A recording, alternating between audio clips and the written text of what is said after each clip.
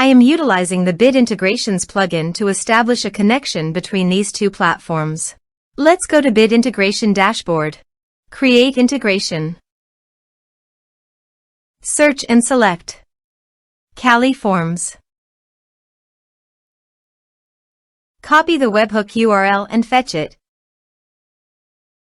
Now go to the Kali Forms dashboard and edit the form. Go to the setting and click on webhook. Give here a name.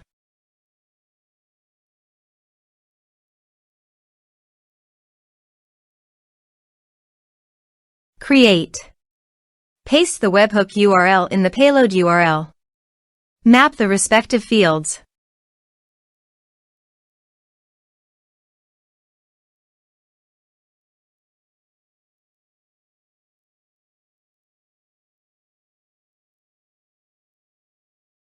Save. Test. Test done. Now go to Bit Integrations dashboard, and here you can see the data is fetched successfully. Set actions. Search and select an action. Registration. Choose an action type. Map the respective fields.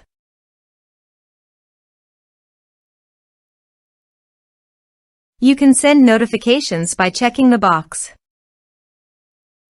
Choose here the WP user role. You can check the box for auto login after registration. You can also map here meta field. Here are advanced features in conditional logic. If you want, you can use it for your own requirement. Now click on Save. Let's submit a form.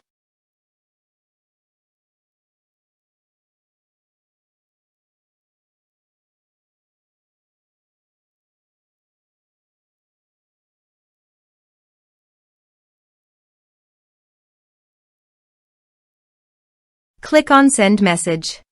Form submitted successfully. Now go to the user's dashboard. And here you can see after the form fill up the new user created successfully done. Thanks for watching.